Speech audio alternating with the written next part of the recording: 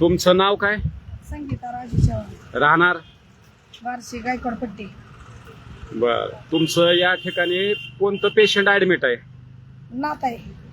नात आहे. काय झालं तिला? गटार जाता जाता पाय घसरला होता, पाणी पडलेलं होतं त्याच्यावर घसरला, ती गटारीत पडली, पाय मोडले. बर, मग उपचारासाठी तुम्ही कुठं आणलंय? जगदाळे हॉस्पिटल. मग इथं महात्मा फुले, आयुष्मान भारत किंवा धर्मदाय रुग्णालयाची योजना असते गोरगरीब रुग्णांच्या इलाजासाठी. हे सगळ्या योजना विचारल्या होत्या का? अहो तिथं सर, तिथं बोर्डच नाही. समजा आम्ही करून बघितलं, रात्र दिवस पळापळी केली आम्ही, पण काही उपचार झाला नाही. सर्वांना हात जोडले, पाय पडलो, पण कुणी आमची तक्रार घेतली. बोर्ड म्हणजे कशाचे बोर्ड? धर्मदाय रुग्णालयाचे तुम्ही विचारलं का? इथं धर्मदाय रुग्णालय आहे. धर्मदाय रुग्णालय ती समजा विचारलं आम्ही, पण काय ती योजना नाही म्हणले. बोर्डच नाही तर तिथं काय करणार आहे सर? बोर्डच नाही तिथं. म्हणजे ओपीडी मध्ये बी बोर्ड नाही का? नाही सर, आपल्याला लिहिता वाचता येत नाही, आपल्याला काही माहित नाही सर. मग तुम्ही त्यांना कितींदा गेले? पुन्हा कुणाकडे गेले महात्मा फुले योजनेसाठी? समधीकडे त्यांना म्हणलं जी म्हणजे योजना असेल. इथं आरोग्याचे मित्र आहेत जगदाळे मामा हॉस्पिटल मध्ये, डॉक्टर बारसकर पण आहेत. आहेत ना. त्यांना विचारलं का? समजायला विचारलं, त्यांनी आम्हाला म्हणले ही आणा ती आणा. आम्ही समधी चौकशी केली, समजाच आणलं, पण ती म्हणले काय त्याच्यामध्ये नाव बसू शकत नाही. तर आम्ही म्हणलं कोणची ती नाही तर दुसरी योजना सांगा आम्हाला, त्याच्यामध्ये बसवा. आम्ही खूप गरीब आहे, ती करून खाणार आहे, ती त्या योजनेमध्ये बसवा आम्हाला. ती म्हणले तुमचं होतच नाही तर आम्ही तुम्हाला कुठनं बसवायचं? दुसरी कोणती योजना नाही नाही म्हणले, कोणचीच योजना नाही म्हणले. मग त्याच्यामध्ये आम्ही काय करणार सर? आम्ही नाही इलाज होता आमचा. ते करून खाणारे आम्ही रोज ह्याला कामाला जाते ती, त्याला जाते ती, धुण्या भांड्याला जाते ती, अशी व्यवस्था आहे आपली. डॉक्टर लाड यांनी मला ऑफलाईन म्हणले तुम्ही की डॉक्टर लाडनं तुमच्या नातावर उपचार केलेत. हा, त्यांनी केले उपचार, पण ते म्हणले मला तुमची काही मदत करू शकत नाही मी, की ती मला आदेश वरचाच आहे, मी भरू शकत नाही पैसे तुमचे. आता तुमचं बिल किती झालं? आता सध्या 50,000 बिल काढलं. औषध गोळ्याचं तर वेगळंच आहे.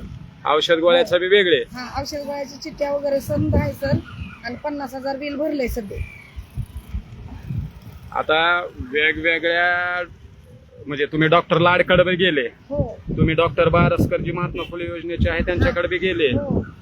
आणि धर्मदाय रुग्णालयाची योजना आणि इतर काही योजना आहेत ही बी विचारले. ती कमी म्हणतोय? नाही नाही नाही नाही, आपण नाही. आम्हाला जर ती विचारायचं असतं तर तुमच्या पुस्तक आलो नसतं सर. का कुणीतरी आमचं गोरगरिबाचं काहीतरी उपचार करावं म्हणून त्याच्यासाठी योजना आम्ही विचारली. म्हणजे माझ्याशी पुन्हा संपर्क साधला? हो. आता तुम्हाला हॉस्पिटल कडून न्याय भेटना? हा, न्याय भेटना. आपल्याला लय कोशिश केली पण त्याची काही न्याय भेटना आपल्याला. त्याच्यामुळे आपण कोणतरी ओळखीचं असेल किंवा त्यांना विचारावं काय याच्यावर शासनाकडनं आपल्याला काय उपचार भेटतील का ना भेटतील काही. आता जगदाळे हॉस्पिटलमध्ये गोरगरिबाचं योजनेमध्ये बसल्यानंतर सर्व काही होतं, मग आमचं का होत नाही सर? तुम्ही सगळ्यांना भेटून घेतलं म्हणायचं? हो सर.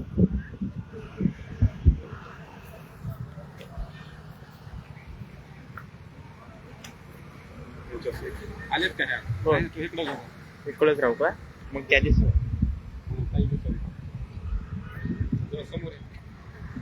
समोर या, तुम्ही असं या. हा, नमस्कार, मी अजय दिगंबर पवार, दबंग मराठी या फेसबुक, व्हॉट्सअप काय सोशल माध्यम असतील त्याचा पत्रकार आणि सामाजिक कार्यकर्ता.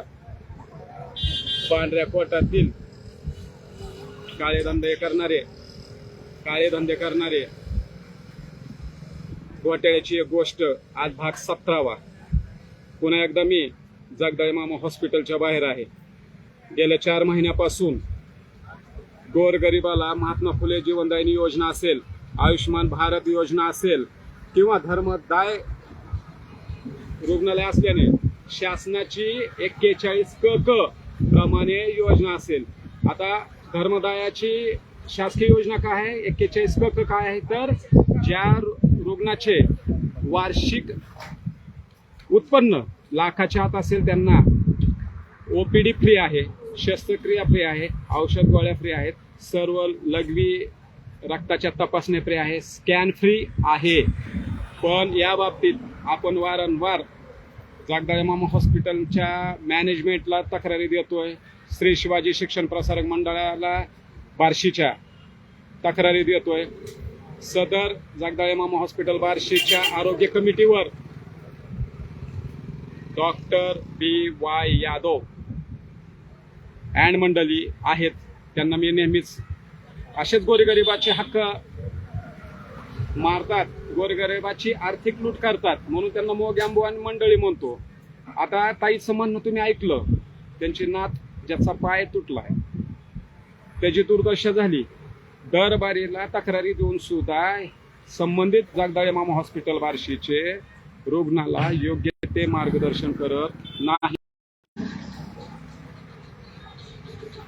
या बाबतीमध्ये आपण सहाय्यक धर्मदाय आयुक्त कार्यालय सोलापूर, तेथील अधीक्षक, तिथले आरोग्य निरीक्षक यांना तक्रारी दिल्यात. अनेक खूप रुग्णांच्या तक्रारी मी त्या ठिकाणी सोलापूरच्या धर्मदाय सहाय्यक आयुक्त कार्यालयात दिलेल्या आहेत. त्यात आपली तक्रारी चालू आहे, खूप रुग्णांच्या बी तक्रारी चालू आहेत.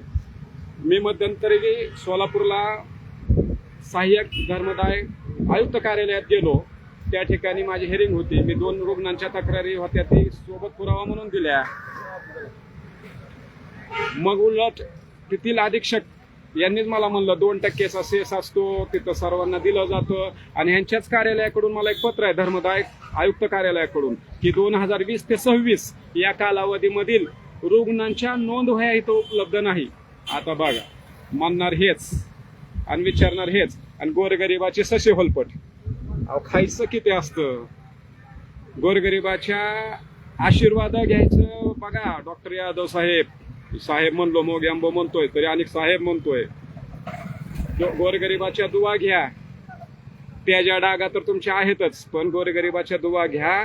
त्यांचे शाप तुम्हाला नीट जगू द्यायचे नाही, त्यांच्या शापानं तुमचं भस्म होईल हो सगळं साम्राज्य.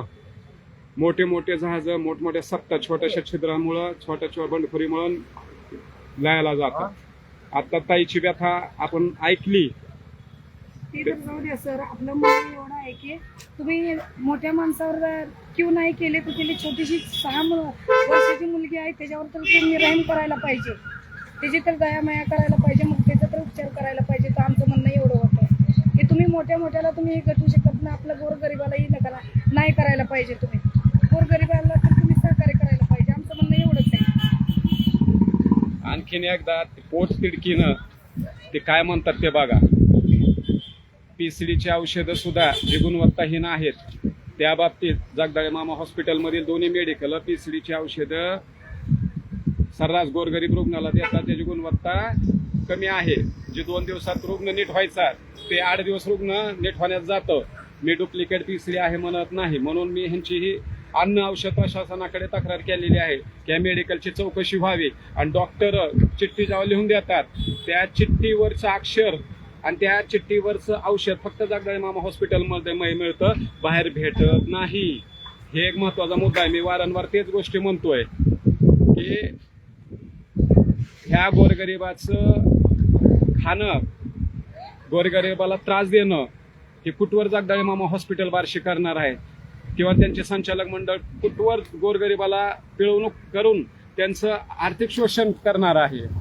आज सदर ह्या ताईसाठी मी पुन्हा सहाय्यक धर्मदाय आयुक्त यांच्याकडे तक्रार देणार आहे की ह्या ताईचे पैसे जे गेलेत, त्यांना जी योजना भेटलेली नाही धर्मदाय रुग्णालयाची जी 41 क प्रमाणे, ते बी भेटण्यासाठी मी ताईला म्हटलोय की बाई ताई, एक भाऊ म्हणून मी तुझी मदत करेन.